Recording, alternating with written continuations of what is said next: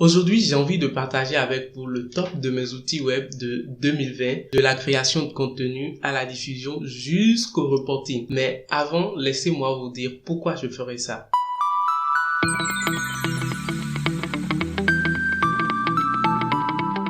Vous savez, mon youtubeur préféré a l'habitude de dire que nous sommes à une des merveilleuses ères de développement d'Internet pour démarrer et conduire un business de A à Z. Pendant longtemps, je n'ai pas compris pourquoi, mais je pense que depuis un moment, je commence à comprendre. En fait, il semble qu'il n'y a jamais eu autant de conseils, autant d'outils et de stratégies comme ceux que nous avons aujourd'hui pour scaler un business sur Internet. Aujourd'hui, vous pouvez en une demi-journée de recherche retrouver de formidables contenus, outils à l'appui pour apprendre et créer un beau business sur Internet. Et dans tout le processus, il n'y a que deux choses très importantes, l'idée et l'outil. Généralement, l'idée varie d'une personne à une autre, d'un contexte à un autre, et même les aspects à considérer pour mettre au clair ce point ne sont pas toujours les mêmes. Mais il y a une chose qui ne change pas, l'outil. Du moins les outils. Les outils ne varient pas tellement et surtout les meilleurs. Si vous cherchez à créer un site web rapidement et de façon professionnelle aujourd'hui, sans toucher au code, vous allez sans doute prendre par WordPress. Vous avez toujours rêvé de réaliser un site web. Pour vous ou pour vos clients, découvrez la solution la plus utilisée par les professionnels du web, WordPress. Dans ce cours, nous allons passer en revue toutes les étapes de la création d'un site WordPress, de la prise en main du dashboard à l'optimisation pour le référencement naturel, en passant par les bonnes pratiques de web design. Inutile de savoir coder, je vais vous donner toutes les clés, outils et astuces des pros pour réaliser un magnifique site WordPress rapidement. En 2020, pour ceux qui ne le savent pas, j'ai intégré l'entreprise de la marque Comtesse pour assurer et mettre en place les différents axes de toute leur stratégie de communication digitale. Et dans l'accomplissement de cette tâche plutôt challengeuse, j'ai sérieusement exploité certains outils. J'ai essayé d'autres que je connaissais mais qu'aucune tâche ne me forçait forcément à aller vers. Et j'ai même découvert d'autres qui savent bien faire le job pour lequel ils ont été conçus. Donc aujourd'hui, je vais m'amuser à faire un top des meilleurs outils que j'ai utilisés dans l'année. Et pour chaque catégorie, je dirai laquelle je trouve meilleure et pourquoi je la trouve bien plus que les autres. Je sens que ça va être un tout petit peu vraiment amusant. Ça vous dit? Let's start it.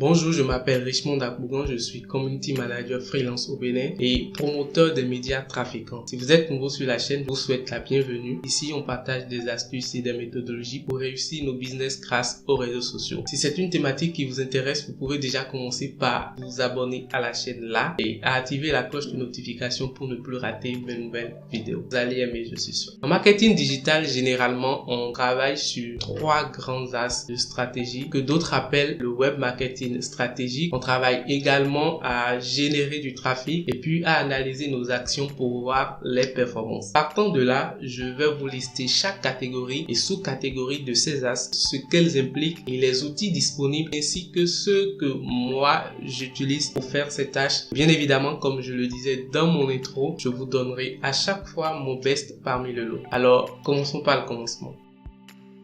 Quand je parle de stratégie ici, je parle de la base même de toute la communication digitale. La stratégie prend en compte l'annonce claire et nette des objectifs que poursuit l'entreprise quand elle dit vouloir démarrer avec Internet. Elle prend en compte aussi l'analyse de la situation, de l'environnement et permet d'ailleurs de prendre les bonnes décisions et de choisir les bons outils. Et enfin, elle sert de base pour le choix des canaux de diffusion. Est-ce qu'il faut une page Facebook plutôt qu'un site pour démarrer ou on pouvait le faire avec un simple compte Instagram? Tout ça, c'est un ensemble de choses importantes à la suite du processus de transformation. Vu l'importance de ces actions, j'ai fait appel à pas mal d'outils dans la suite de mon travail. Premièrement, Google est incontournable dans la stratégie. Et ça, vous devez l'admettre. C'est un moteur de recherche, mais en même temps, elle peut servir à beaucoup d'autres choses. Surtout dans notre cas ici. On peut y rechercher des informations sur la concurrence, faire le sondage de terrain en essayant de voir, par exemple, les entreprises qui se positionnent sur les mêmes expressions comme vous. Ici, dans mon cas, c'était industrie, produits laitiers et autres. Dans mon choix, je n'ai pas hésité une seconde à choisir Google parce que d'abord, je suis déjà trop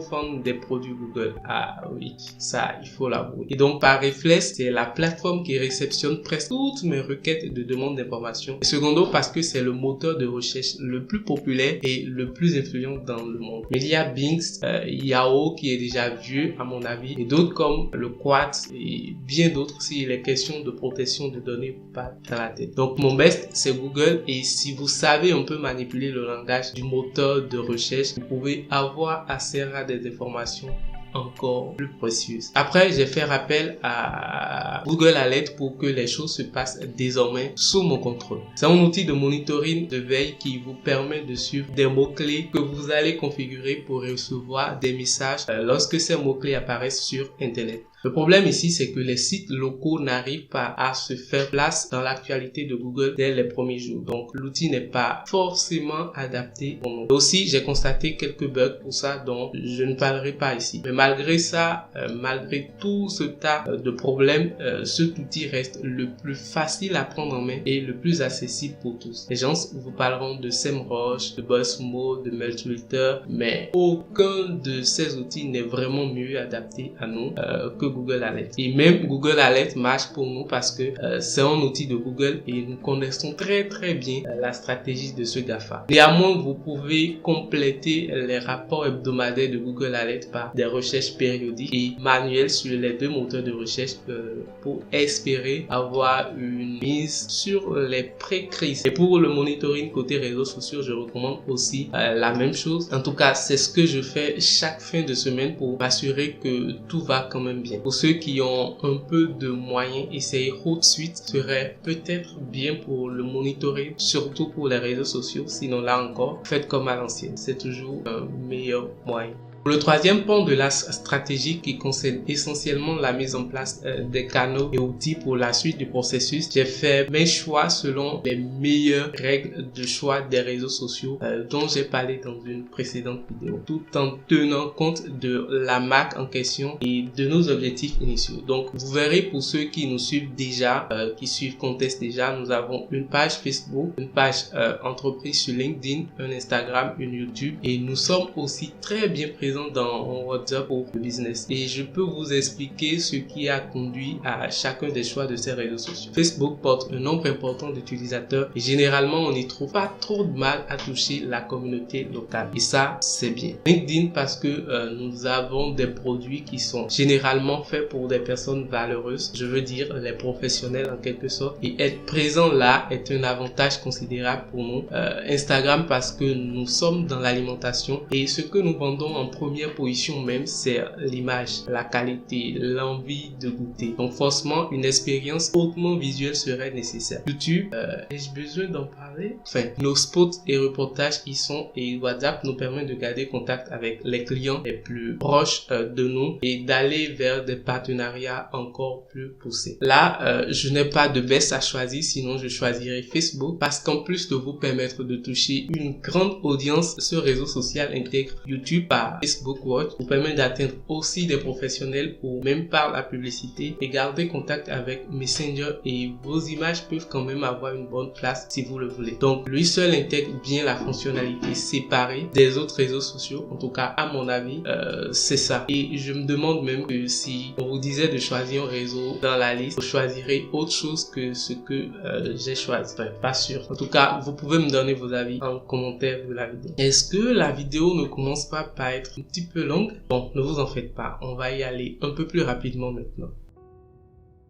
Deuxième aspect du marketing digital, c'est la génération de trafic, pour ne pas dire promotion, enfin les actes à poser pour l'atteinte des objectifs à la base fixée. C'est là le cœur même du projet. Et c'est aussi là que nous déployons le plus d'outils possible pour avoir le plus d'impact possible, pour pouvoir générer le plus de clients possible. En fait, c'est comme une course au plus. Déjà, il y a des réseaux sociaux là qui englobent les tâches de la réflexion à la diffusion. Et dans ce petit intervalle de mots se cache toute la magie. Il faut d'abord réfléchir aux idées de contenu, pouvoir les noter, ordonner et organiser dans un plan de communication. Là, moi, j'utilise un bloc-notes France-Bête sur l'ordinateur pour noter les idées. Et l'avantage avec France-Bête, c'est qu'il s'enregistre automatiquement, quels que soient les mouvements. Enfin, il est toujours épinglé quelque part à droite sur votre écran d'ordinateur. Ensuite, je copie les données enregistrées là vers Google Sheets, un Excel dans Google où j'ai préconçu un plan de communication que je modifie et j'actualise à chaque fois pour aller plus vite. Je note l'idée, j'écris le contenu et je passe à la création si un temps la publication a besoin de visuel ou d'animation vidéo pour passer. Là, je fais encore appel à Canva, qui est d'ailleurs mon best outil dans tout le lot. Et là, j'exporte vers un dossier Drive qui me permet de l'intégrer directement au plan de communication dans Google Sheets. Mais ce n'est pas tout. Ce plan est à chaque fois révisé avec mes collaborateurs sur le projet. Nous le mettons à jour au fur et à mesure que nous évoluons. Et ça, c'est le basique. Pour des lancements de produits ou des événements de communication un tout petit peu importantes, nous exportons cette même collaboration vers Trello qui nous permet de mieux nous organiser et de collaborer encore plus facilement. Notons que Drive est toujours de la partie pour les stockages dans le cloud et pour les collaborations sur fichiers comme dans Google Docs. Et pour ces projets, généralement, on fait appel à un graphiste externe et à d'autres compétences du domaine qui intègrent Trello avec nous le temps de la collaboration. Ça, ce n'est que la partie création de contenu. Après, il y a la diffusion qui intègre la mise en ligne des publications, l'entretien et l'animation des différents comptes, la relation client, l'emailing, la stratégie du site et bien d'autres choses. Et pour ça, je n'entrerai pas dans les détails au risque de vous perdre avant la fin de la vidéo. Et ce que je sais et je peux vous communiquer là tout de suite, c'est que j'utilise Social Pilot,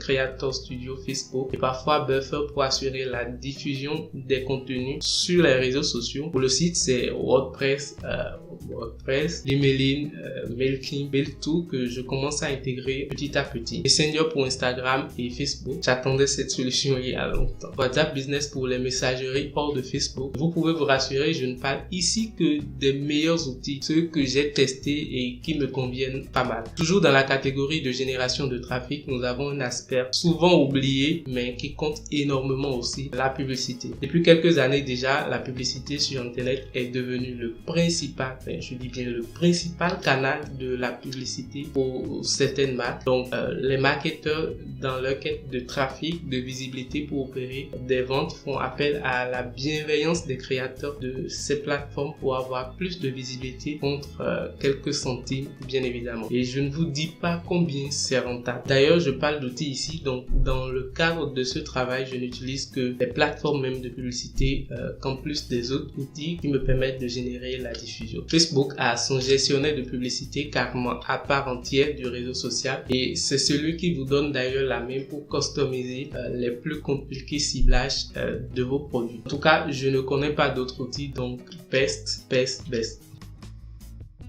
Je n'ai pas passé mon temps à vous parler vraiment des outils de site web parce que jusque-là, les travaux à propos du site de Contest continuent et ne sont pas encore finalisés. Donc, au lieu de vous mentir, c'est plutôt mieux de passer à autre chose. Sinon, pour les curieux, je n'ai que deux outils qui me permettent actuellement de suivre l'évolution du trafic sur le site. J'ai Rank Max, qui est un outil SEO qui est en train de remplacer un autre qu'on connaît très bien, et Google Analytics que je maîtrise pas mal. Pour la suite, chacun des réseaux sociaux dispose eux-mêmes d'outils analytiques que je préfère utiliser au détriment de toute autre proposition de logiciels tierces. Je ne sais pas pourquoi, mais en général, je n'aime pas trop donc Facebook Analytics pour Facebook, LinkedIn Analytics pour LinkedIn et ainsi de suite. D'autres plateformes comme Google My Business ou encore YouTube font le rapport chaque fin de mois et vous l'envoient. Donc après, une bonne manière de voir vos évolutions sur des projets du genre, c'est de checker régulièrement Google pour voir vos actions qui produisent des faits de ce côté, de voir les retours que vous avez de votre supérieur, de vos collaborateurs ou collègues de ce que vous faites. C'est aussi un très bon outil de mesure de performance. À côté de tout ça, il y a la fidélisation qui compte aussi et qui est d'ailleurs une nouvelle façon de faire la mesure de ces performances. Combien reviennent après leur première commande chez vous, combien interagissent régulièrement avec vos publications depuis le début et comment évoluent en fait vos travaux. Est-ce que vous progressez ou régressez? Tout ça, ça se fait très facilement si vous avez l'esprit posé. Sinon, Social Pilot propose une option analytique dans son outil qui facilite vraiment les travaux.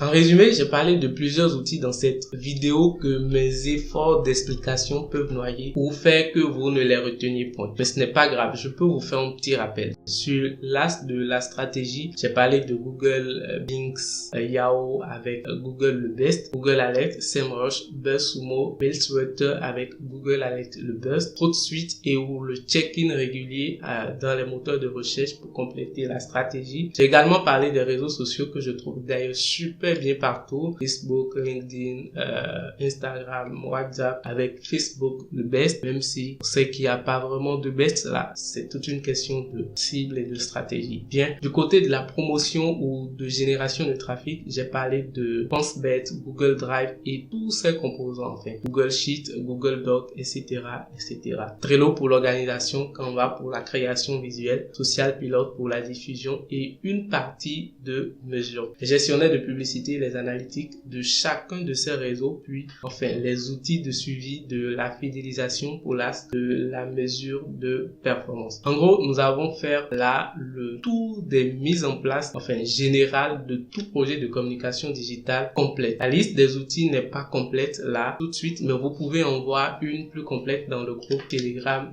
d'ici là. Donc cliquez sur le lien qui s'affiche dans la description pour rejoindre le groupe parce que c'est là que toutes les bonnes choses passeront désormais. Et on n'oublie pas de s'abonner à la chaîne, on vient de reprendre et ça va être du lot vraiment. Donc accrochez-vous correctement pour les prochaines aventures et moi je vous dis à la prochaine, prenez soin de vous, c'était Richemont, salut.